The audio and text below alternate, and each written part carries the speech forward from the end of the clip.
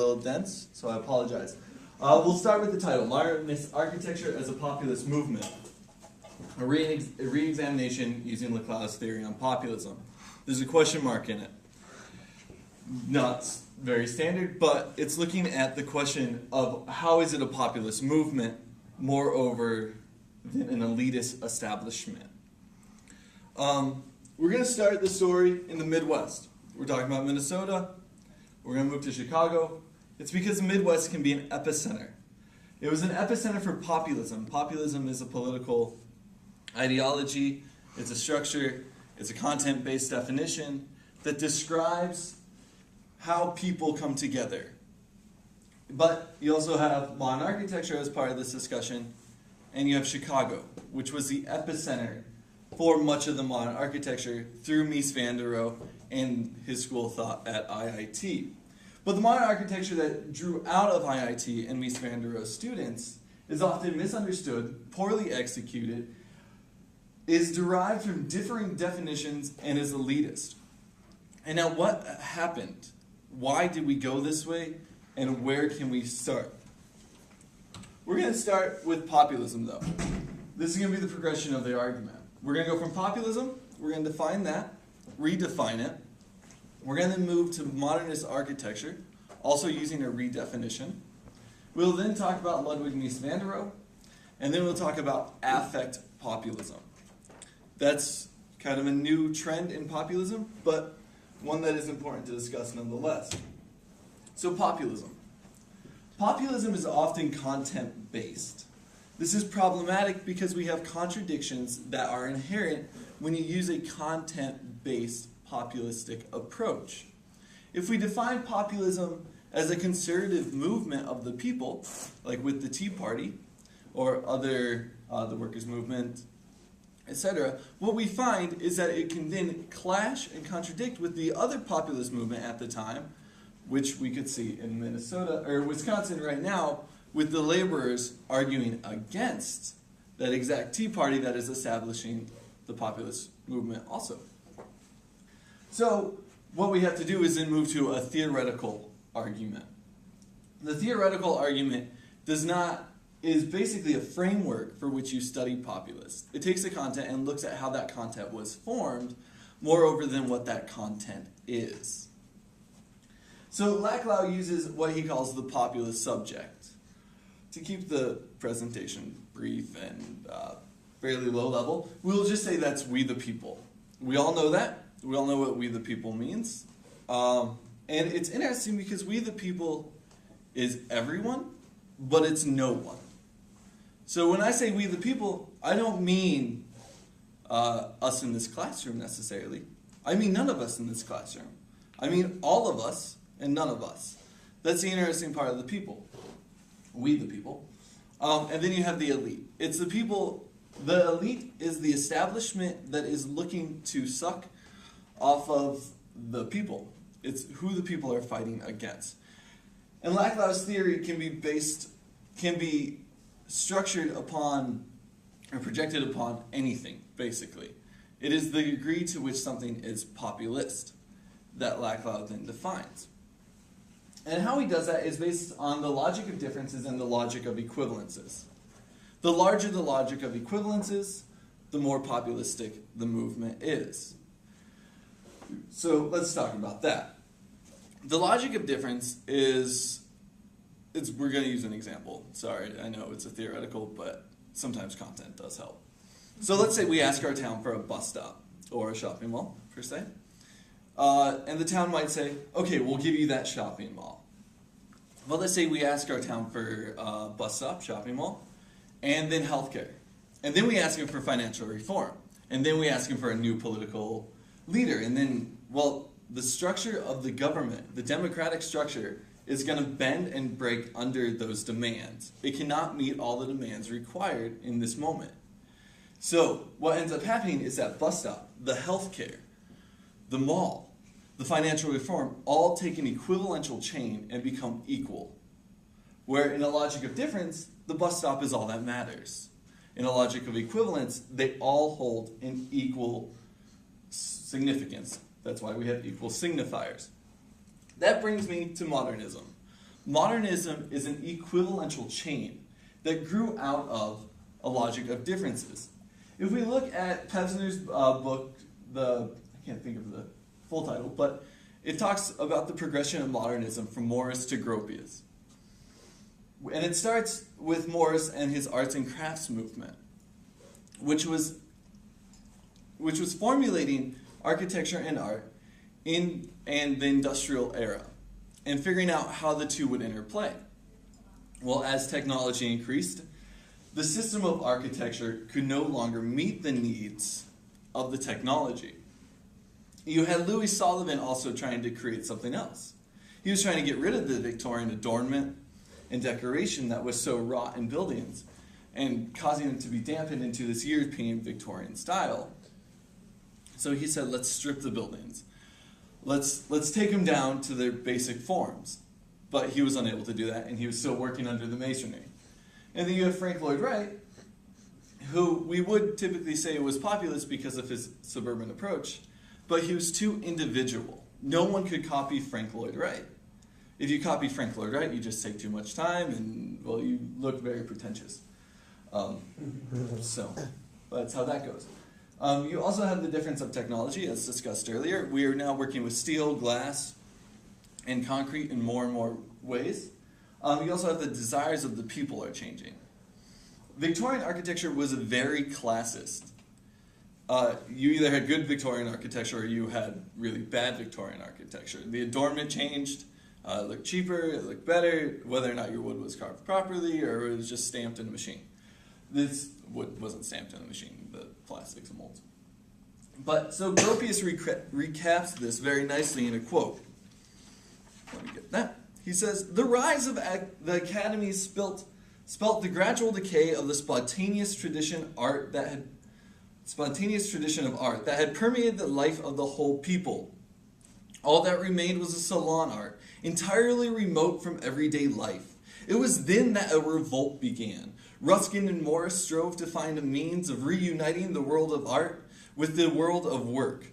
Towards the end of the 19th century, their lead was followed. The new schools were intended to give the rising generation of artists a practical training for handicrafts and industry. But the academic spirit was too firmly implanted. The first attempts to get away from the old unreal art for art's sake attitude failed because they were not planned on sufficiently wide front and did not go deep enough to touch the root of evil. Thus, the Bauhaus was integrated with a specific object of realizing a modern architectonic art, which, like human nature, should be all-embracing in its scope." And that's where we get to the logic equivalence of the new architecture. We put everything on this equivalential plane. So we take the new technology of steel, glass, and concrete. We then look at what's more important. Is it the workplace or the bedroom? Put those on the same plane as the technology. It is no longer, well, we need the entranceway to look all grand, but then we're not going to pay attention to this. We're looking at the outside and inside. No longer are you going to walk into a building and be surrounded by that building and lose the outside environment. You're going to be encapsulated by both. You have the poor, the middle, and the rich. Let's strip the classist elitism of the old ways and transform it into a new spatial relationship where all can interact. You have the technique. If we look at, which we will get to, Mies van der Rohe, his technique was superb. It was calling upon the Hellenistic and natural proportions and deriving his buildings out of that. You also have structure and architecture. Before, a building might just be a structure, or it could be grand, it could be architecture. Or you have architecture, but it hides the structure of the building. Now, you have that exposed structure. Structure and architecture become equivalent.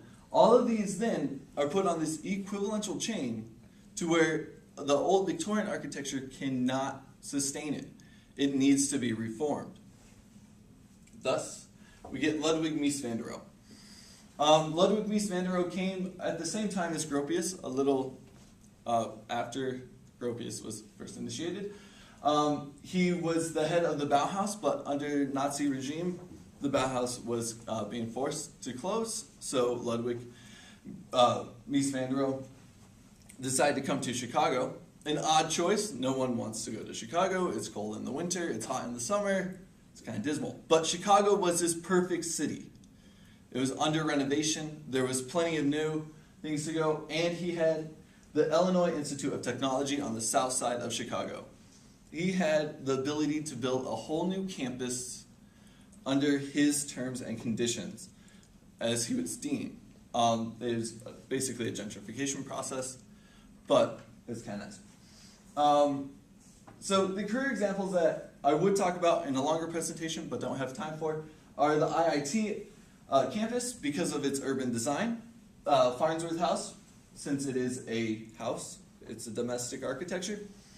And then what we are going to talk about is 860, 880 Lakeshore Drive, his first high-rise apartments. So we get here. That's Mies, and those are his buildings. One of the only ones really of Mies in color. If you see a lot of pictures of Mies in his buildings, they're mostly in black and white. Most modern architects decided that this was better for their buildings. And, well, you would see why if I had black and white pictures. I apologize. So first, we're going to talk about the blinds. The blinds, Mies was kind of a control freak. But it worked out because he was worried about the aesthetics from the outside, but worried about the human condition on the inside. He realized his building needed blinds, but he also realized what it would do for the looks. Now, if we look, these blinds are 3/4 of the way down. They meet where the window opens. This one is a quarter up, and then there's some that are half down right here, but they all form at the same line, creating an equal line, where others might have stagger line, thus ruin the lines of his building. Mies allowed for the aesthetics of the outside to meet the needs of the human nature of the inside through his blind work. We have this connecting plane between the two buildings, which is incredible. If anyone ever goes there, you'll realize that under this plane, the buildings become one, but still stand as two separate units. Mies was not looking to create two separate units on this plot. He was looking to create one continual unit, and does it through this connecting plane. It's a hard argument to make through a picture when you are at the buildings. The affect of the buildings is extraordinary. Inside, outside, both. We talked about how when you walk into a modern building, you're no longer surrounded by the building, but you're surrounded by the nature. Mies not only did this through having pillars and a smaller base, but he also did it through all glass structure on the inside. So you are still protected from the elements, but managed to be outside. Equivalential chain. Movable walls. If I took a picture of a wall, it would look like a wall. So I moved the font. What ends up happening is you allow the user to dictate the space. Is my living room more important than my bedroom, or is my bedroom more important than my living room?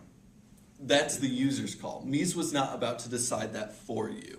He was going to say, I want you to decide because it is your life, which makes it more humanist. We, the people, now are fighting this elite structure that says, I need a big living room and a small bedroom. No, I want a big bedroom. Like, why not? Yeah, the mullions. They're not needed. Mies fought that. Why? He wanted aesthetics.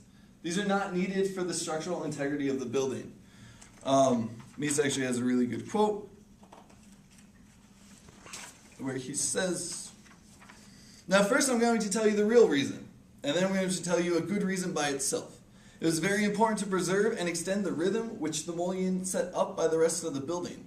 We looked at a model without the steel section attached to the corner column, and it did not look right. Now the other reason is the steel section was needed to stiffen the plate, which covers the corner column so this plate would not ripple. And also we need it for strength when the section were hoisted into place. Now of course that's a very good reason, but the other reason is the real reason.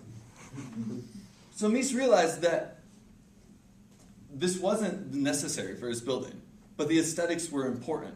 He realized the affect of the mullions based on none of them, which takes us into affect theory. Affect is your innate reaction to a building.